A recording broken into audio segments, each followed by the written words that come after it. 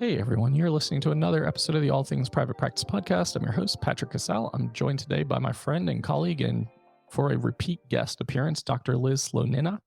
She is an ADHD psychologist, speaker, business consultant located in Asheville, North Carolina. She is a connoisseur of nerdy things from anime to JRPGs. Dr. Liz takes neurodivergent entrepreneurs from stuck to inspired using mindful hypnosis, a science backed way to rapidly reduce stress and feel more calm, confident, and creative. If you're ready to reignite your spark, experience Dr. Liz's mindful hypnosis meditations on YouTube or an InsightTimer. It is really good to have you on here. I know this was kind of impromptu and last minute because I was looking for guests to fill some time while being sick with the flu. And I know we are going to talk about how to manage your business, especially when you're a soul-owned business, when you're struggling with chronic health conditions or medical emergencies. So it feels weirdly on the nose today. Yes. And being really transparent here too, I am 6 weeks post surgery. And it is interesting to just reflect upon our first time doing a podcast together. Both of us have grown so much and our businesses have expanded. And I think us just connecting over relaxation, rest, taking breaks, we both kind of recoil in that. And with both of us having some interesting health conditions and chronic health issues pop up, I think it's really redefined our energy levels, our relationship with rest, and how we've really structured our businesses. So it's great to have a almost 180 with you today. Yeah, it's interesting how life kind of works that way. I know I've talked extensively on this podcast and on Divergent Conversations about the chronic health condition that I have that has impacted a lot of areas of not just my business, but also my personal life, which is just a very rare throat condition that impacts mostly people over 65. I'm 37, 0.001% of the population. Doctor liked to make the joke of like, you're one of the lucky ones. I was like, oh, thank you so much. And during surgery number two, one of my vocal cords was paralyzed. So it's really impacted energy. It's almost 18 months, 20 months now at this point in time, and I'm still not fully recovered. It's impacted the ways that I've had to shift my business boundaries and my personal boundaries with what I say yes to and how much capacity I have.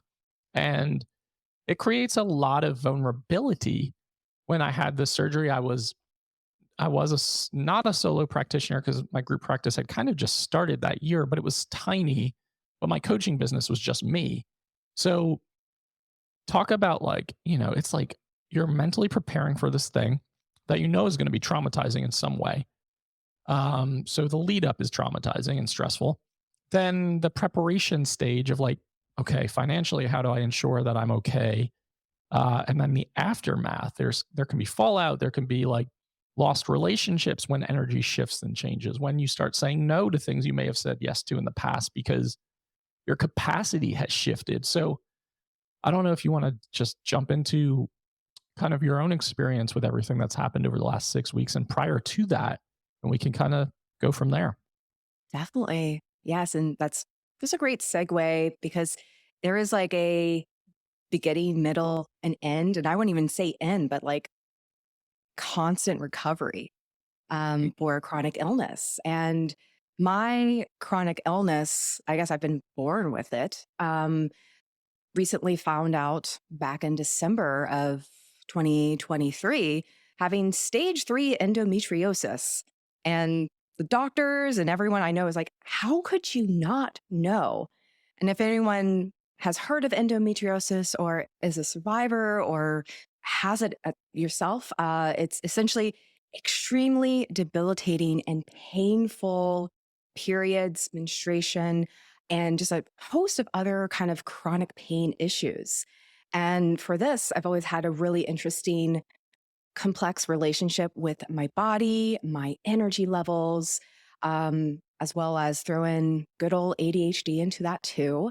That I learned really well out of survival. and functioning in a capitalist and neurotypical world to ignore my body, to ignore my energy levels, to kind of conform to the status quo. Yes, falling into like hustle culture and being chronically and constantly productive. And that came to a screeching halt when I finally had my diagnosis. And it's kind of brought to tears of, oh my gosh, I've been ignoring myself. I don't even know since the day I was born or the day I had my first period. And there was this really interesting experience of grief, like preemptive grief and complex grief of much like new diagnoses are finally revealing like, oh, ADHD or oh, autism or both.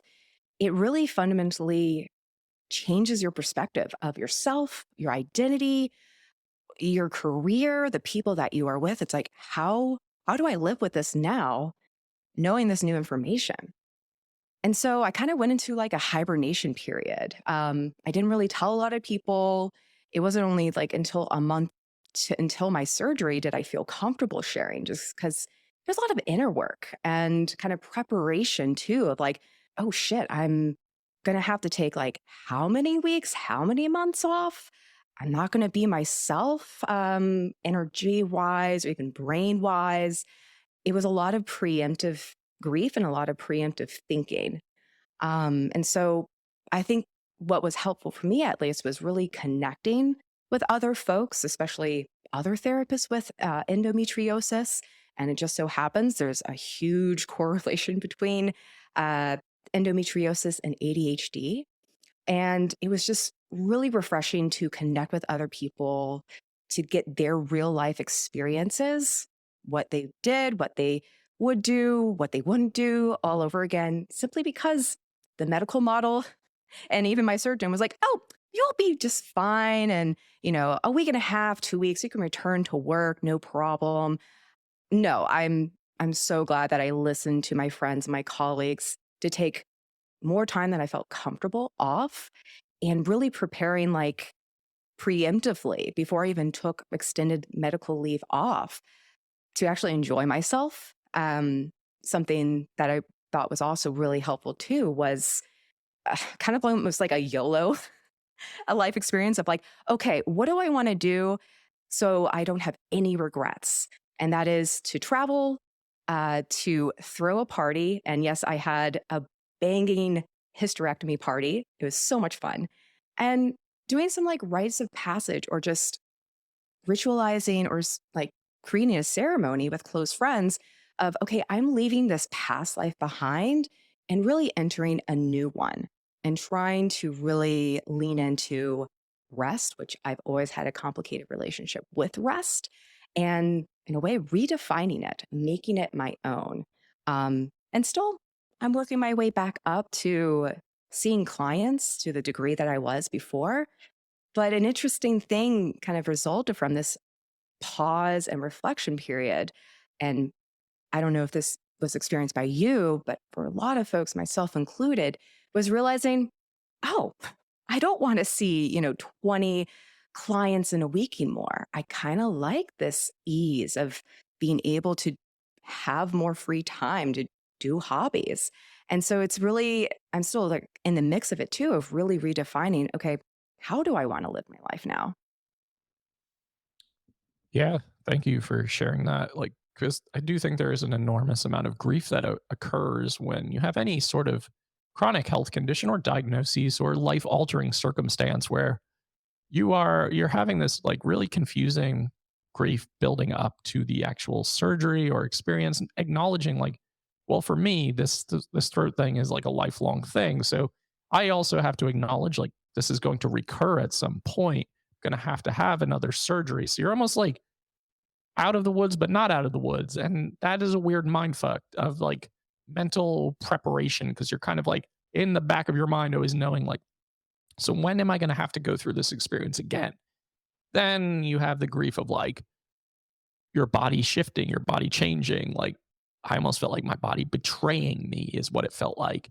Mhm. There was like this anger of why me, because 0.001% of the population is not a big percentage of the population. And it's like, why do I have this unbelievably rare, bizarre throat disorder that nobody knows about?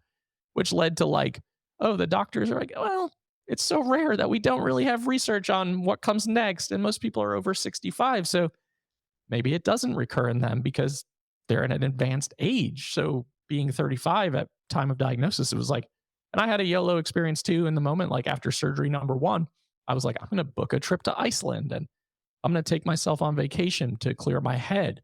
Never expected it to recur 6 months later and then have to have like open throat surgery. So it's just like one of those things. And you start to have to put all your plans on hold. You start to have to really mentally prepare. And I think we always want to come back quicker than our bodies really allow for. I think that's our medical model in this country, especially of like, okay, you had the thing, you took 4 days off, now get back to it and like start making money again, start being productive again. Mhm. And what ended up happening because my vocal cords got impacted is that it altered everything. Like podcasting could no longer be 4 to 5 times a day. I had to completely eliminate one on one coaching from my business that was flourishing. And probably over the last calendar year, have had to refer out hundreds of people who have reached out to me. That's a massive amount of money that I'm like, well, I can't do it. So I think there's this part of acceptance of like, what am I capable of? What can I actually build into my life to make life more manageable and more enjoyable? Because you have to start learning how to say no to things. And some of that learning is like unpacking our own internalized ableism of like, with as neurodivergent humans, we have to understand we're impacted significantly by stimulation and sensory overload and socializing and executive functioning struggles and all the things. Then you add in this chronic health condition, then there's also so much correlation, right? Like you mentioned, ADHD and endometriosis, neurodivergence and chronic health conditions go hand in hand.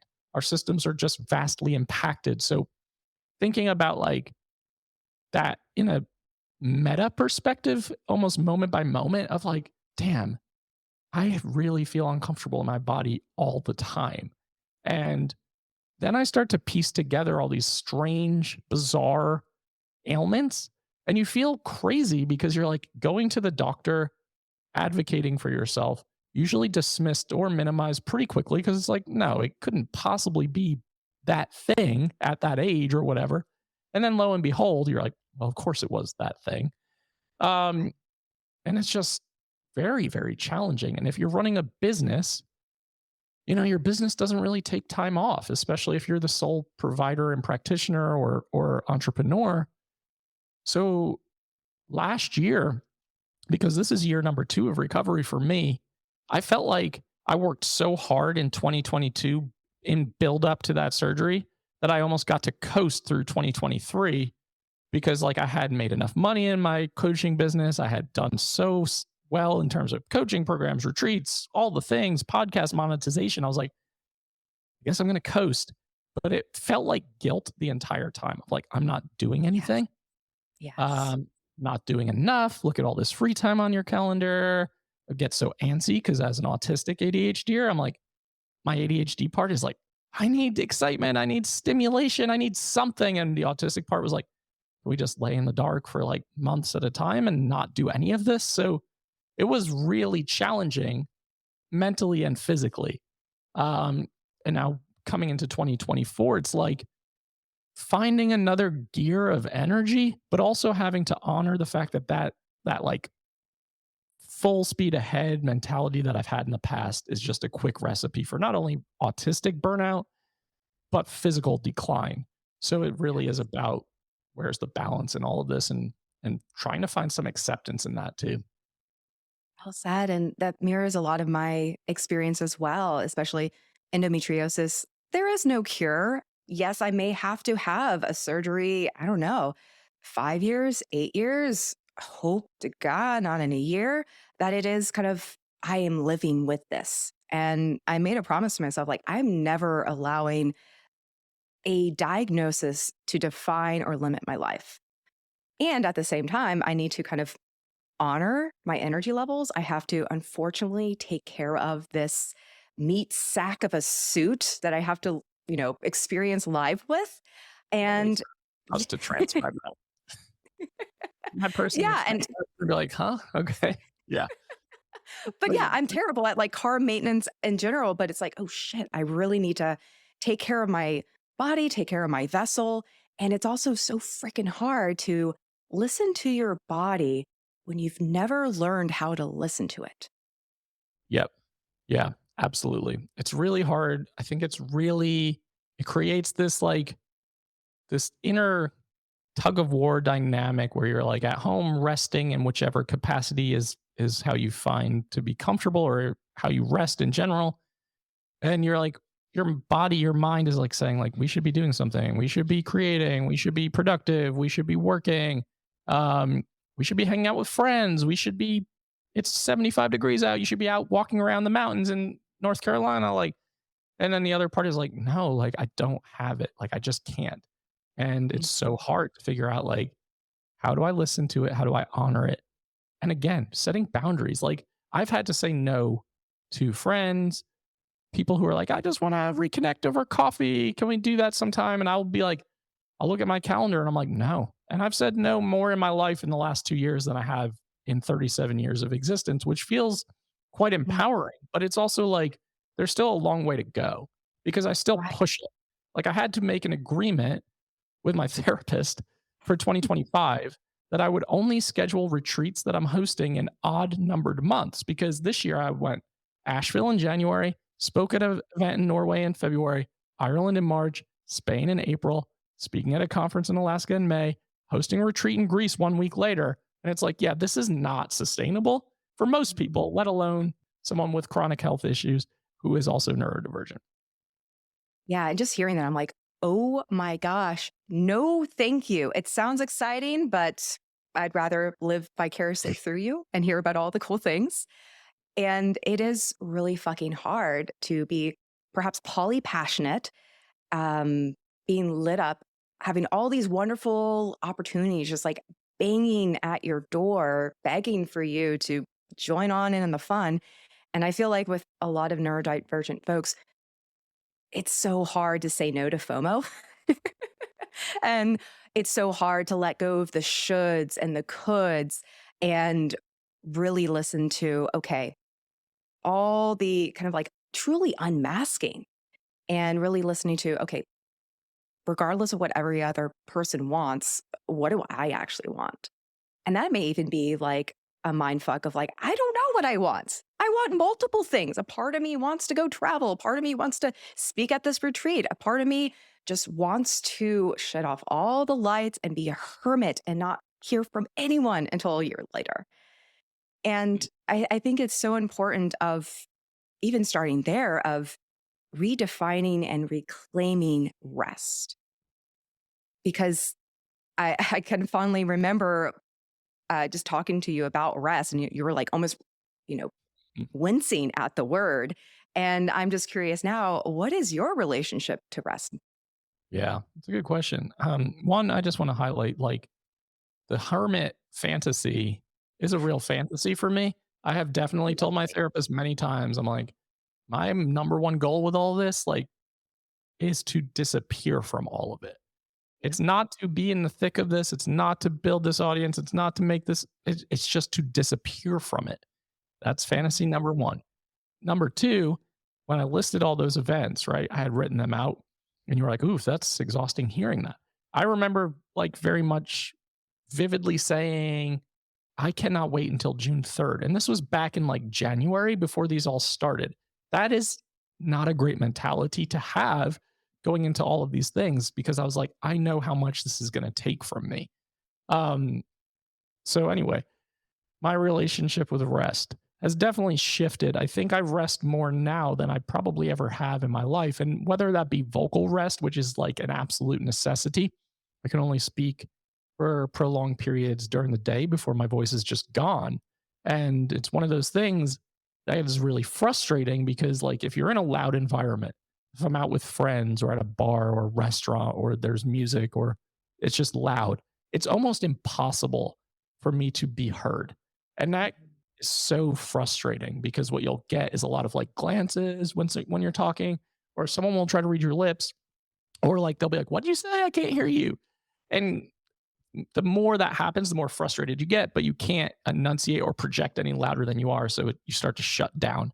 So it's led to a lot of these moments where I'm just like, I have to be so selective of who I hang out with, where I hang out, where I spend time. So that has really shrunk my world a bit in certain situations. So that's been a challenge. So I know like vocal rest is paramount for me.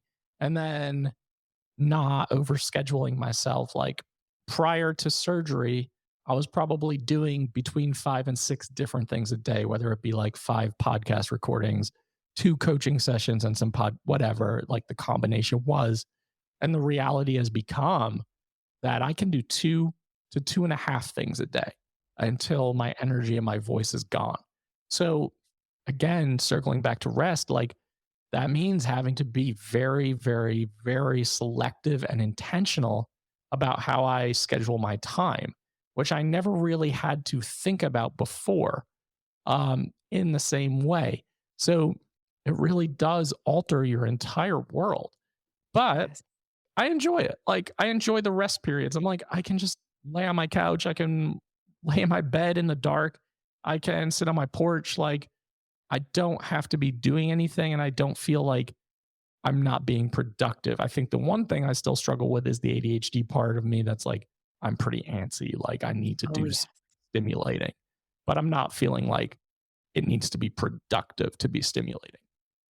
And that's great of just untangling that internalized capitalism, the internalized ableism, all the isms, and really come back home to yourself. Like, come back home to who you naturally are, the unmasked self. And I think that that is so important with a lot of clients and consultees that are, again, ADHD or neurodivergent entrepreneurs. They really struggle with this piece of actually resting and realizing, okay, what do I do with this free time? What is coasting looking like in my business? And letting go of that nagging need to build, build, build, grow, grow, grow, expand, expand, expand, because that's energy expenditure. And for a lot of folks, guiding them through this exercise of redefining rest, like letting go of even the label of rest and realizing, all right, maybe nourishing is a better word to use, or recalibrating, or recovery from weariness. And I really encourage them to redefine that what that word is. And then much like values work, like living true to that. And that flexibility, I think, is really key, especially with the ADHD part or the restlessness, which I really relate to as well. Of I am needing mental stimulation because if I'm understimulated, I will fall asleep. And I don't like being asleep. There's like so much I want to do and experience, play all the video games, go to all the music festivals, and shit. My meat vessel is preventing me or nerfing me from these experiences. And it is that really being very discerning and this weird like thinking ahead. And for me, I'm just like, damn, I can barely think like one day ahead. Um, but sometimes, as unfortunate as it is, sometimes we do have to learn the hard way. And like a recent example, a form of just like physical rest, which is kind of paradoxical. I need to walk, and I walk like at least 10K steps a day. And for me, that is restful. That is like recalibrating. And post surgery, this is like 10 days post surgery. I'm like, I want to go walking again. I got, doctor's orders. I need to walk. And I thought it was a great idea to try to walk to 10,000 steps. I like was about to pass out by 7,000 steps and just had this like come to moment with my body of like, why am I torturing myself? Why am I trying to be the person I once was when truly you are a different person? Your body's needs, even your kind of emotional or physical needs, are completely different now. But it's hard to go off script and rewrite this narrative, or dare I say, even explore with what is kind of nourishing, resting, recalibrating when, quite frankly, we don't have great role models or ADHD or neurodivergent friendly ways of rest. because the neurotypical ways, quite frankly, are pretty boring for us. Yeah. Yeah. I think we can kind of shame spiral in those moments when it's like, all right, so self care, right, is like bubble baths and massages and mindfulness and meditation. And for me, it's like that couldn't be further from the truth. So I have to really challenge my own notion of like, what am I supposed to be doing in order to recover, to rest, to center and ground? And it just has to look different and give myself permission for it to look differently. And I think that's important for anyone listening, like figuring out the ways that you do feel restorative or restful or recharged, and doesn't mean having to be still. Because I know when I'm thinking about stillness, I get unbelievably uncomfortable, like crawl out of your skin, discomfort. So instead of like beating myself up for that or being like, see, you just can't do this, it's like, well, if you know you need to be in motion, regardless of whether that feels restorative or not, how can we do this in a way where you also don't have to use like your executive functioning or your mental energy? You just get your body into motion. And sometimes that means like walking my dogs around the neighborhood. Sometimes that means like going for a drive. Sometimes that means like going to kick a soccer ball around like by myself, whatever it needs to be. But it doesn't have to look a certain way.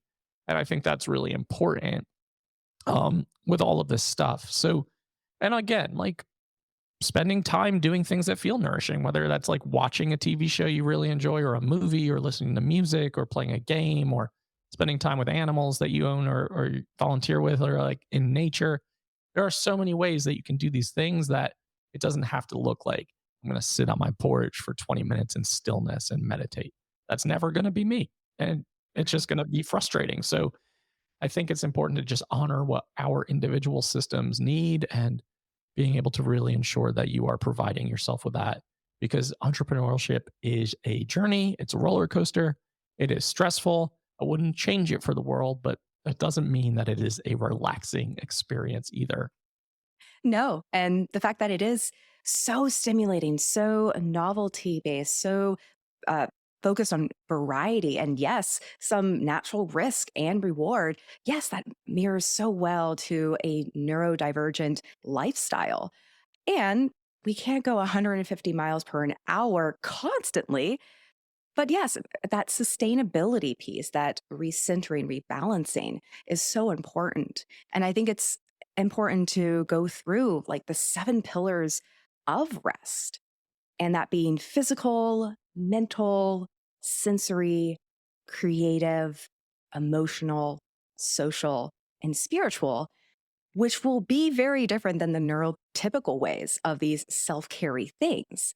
And it can be in this way walking through a person. And that's what I got a lot of my clients with is, okay, toss everything you know about self-care out the window and go back to your childhood. Before you knew you were ADHD, before you were taught these messages that you are lazy if you play video games, or you are doing something bad if you don't want to go outside and play, and you'd rather just, watch all the anime or enjoy the cartoons. And it's so interesting of, reconnecting with those parts of yourself, whether you want to use like healing your inner child, or those greeting those exiles, or just simply reconnecting to long lost hobbies and interests and values. That's where we can get some permission to play and experience, and realizing, oh yeah, I have not, sketched or drawn in a very long time, or realizing, oh, I had this creative side to myself of, playing piano, or just experimenting with music. And I think it is like this permission, especially for neurodivergent folks and just folks in general, to unmask, to next level, like be authentic to yourself, even if that is, for sensory things, shutting off all the lights and just turning on the fairy lights and getting that appropriate mixture of like stimulation, but not overstimulated.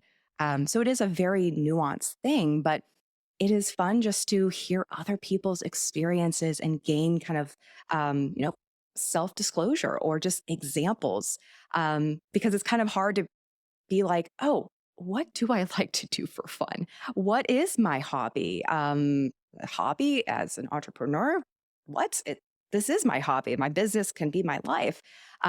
But really having that diversification, I think, is so key. And finding that community to support you too in doing weird stuff of, watching Game of Thrones for the third time around, Hmm. which more power to you. That would be excruciatingly painful. But then again, I've kind of logged in 150 hours of a strategy Japanese game that probably would bore you to hell. No thanks. Yeah. But yeah, And I'm like, I can't wait to go play some more. that's well said. And I think really taking that perspective with all of this and trying to incorporate that more into our lives, because I think if you are a neurodivergent entrepreneur, there are going to be health challenges. There are going to be mental health challenges along the way, um, and trying to really honor like our limitations and our capacities, and just trying really hard to give ourselves permission to do the things that we enjoy doing and not just the things that we feel like we have to say yes to. And saying no is a way to restore and recharge. And it's a great way to set a boundary too. So getting comfortable with just saying no, despite the FOMO, or despite the like, oh, I'll never have another opportunity again if I say no. And I just said, a good friend of mine just asked me, hey, I know you'll be in Ireland next year for your retreat in March, but would you want to come to Austin for my summit and speak? And it's 2 weeks after I get back. And there's a part of me that wants to say yes to that. But I was just like, listen, I can't do that. And I Mhm. think in the past, I would have forced myself to say yes to that. And I would have dealt with the consequences of the fallout and the aftermath of having to recover from burnout. And that's just not something I'm willing to do anymore. So just getting really comfortable with those situations too. Right. Yeah. And the power of no, it can be really uncomfortable, especially if you're a chronic people pleaser, or a genuine part of yourself is like, oh, this is amazing opportunity. But thinking about, long term, really taking care of yourself, like your future self. And sometimes I have to do these exercises with myself and for my clients too, of like, okay, what would be the greatest gift to your future self? Would taking that speaking opportunity do it? Or would, truly going at home and cuddling your dogs, or just binge watching your favorite anime show? Is that what your future self really needs? Because there will always be more opportunities. And again, it is a journey. It is sometimes feels like a marathon and a sprint at the same time. But you don't have to participate if you don't like running. Yeah. You can just stand on the sidelines and hand out water. Yeah, yeah, and that could be enough for you. Well, this is a great conversation. I hope it was helpful for everyone listening. Liz, I'm glad you shared some of your story. And it's nice to know that you're trying to just reconfigure things to make it work for yourself. And Mhm. really excited to see where the next year takes you as well. But please tell the audience where they can find more of what you do have going on. So, and we'll also link all of what Liz is about to list in the show notes as well. So you have easy access to all of those things. Great. And thanks for having me on. And if this connected with you or resonated with you at any way, you can find me at drlizlistens.com. And my social handles are Dr. Liz Listens. I'm fairly active on Facebook and Instagram. Love to do a lot of memes. That is my creative way of promoting rest and just relaxation and creativity.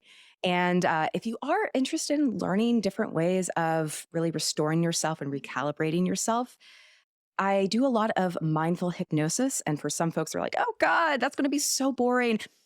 No, this is kind of my approach to make it very neurodivergent friendly, that it's very imaginative, it's very focused on guided imagery and inner transformation. So if you are hypno curious, you can listen to some of my meditations on YouTube, as well as exclusive ones on Aura, and just find and experience new ways of tending to your body. Love it. And all of that information, again, will be in our show notes so that you have easy access to all of those trainings and ways to connect with Liz. Thanks for coming on and sharing your story. Always a pleasure. And hopefully see you in Asheville at some point whenever both of our schedules allow that to happen. I know, can't wait. And we're both kind of hermits. So maybe in the next few months. My friends that like I connect with here will be like, so I know you're busy and you don't want to socialize with a lot of people. So you have anything in the next 4 months where you could fit me in? And I'm like, that's perfect. Like Yeah. that works well. Um, Yeah. Agreed. and to everyone listening to the All Things Private Practice podcast, new episodes are out every single Saturday on all major platforms and YouTube. You can like, download, subscribe, and share. Doubt yourself, do it anyway, and we'll see you next week.